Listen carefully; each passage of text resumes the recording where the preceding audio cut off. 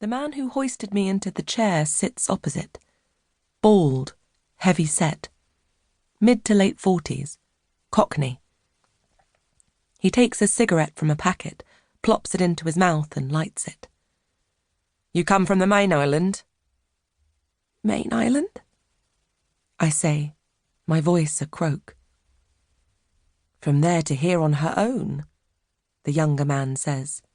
"There's no way she'd have managed in that storm." "I think that's the point, Joe," the bald guy says.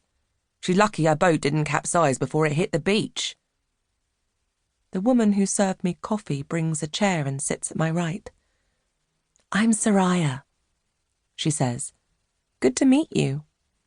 Then, to the others in the room, "Well, she's awake now. Why don't we stop being rude and introduce ourselves?" The guy with glasses gives a wave. "Joe." "George," says the bald man. "I'm the one who found you." Silence. Joe turns to the thin woman at his right, expectant. She seems nervous. "Hazel," she says, her voice no more than an exhalation.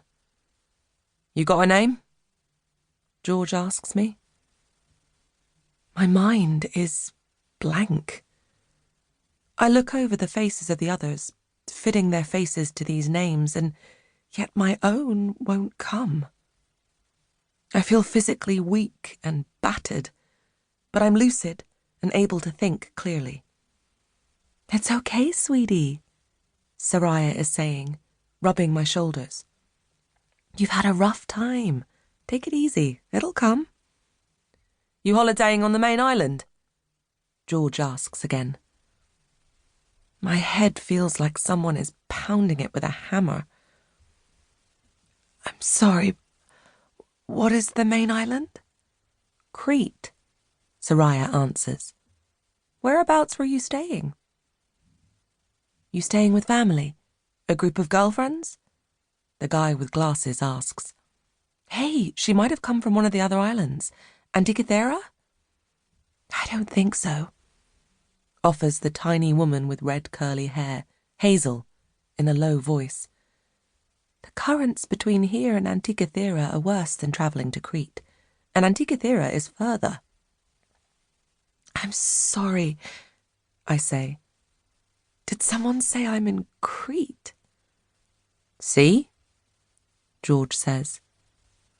No, I try to say, but Joe cuts me off. "She asked if she's in Crete," Joe answers. "This is Kameno, not Crete."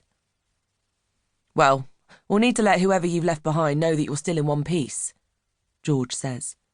"You got a number I can ring?"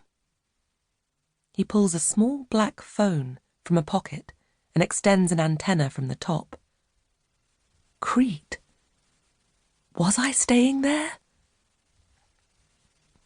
I can't remember. I say finally. "Sorry, I don't know."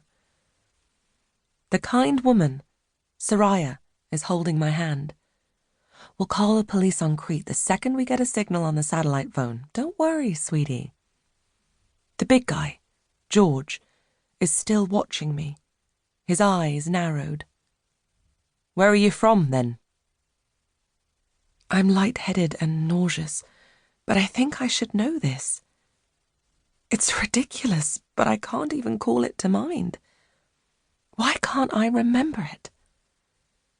I try to think of faces of my family, people I love, but there's a complete blankness in whatever part of my brain holds that information. George is leaning on one hand, taking slow, thoughtful drags from a fresh cigarette, studying me. The others are halfway through cups of tea. I have no recollection of anyone putting cups out or boiling a kettle. Time lurches and stalls. I rise from my chair and almost fall over.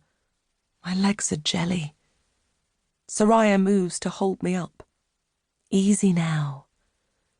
The large window at the other side of the kitchen frames a round moon in a purple sky, its glow bleaching fields.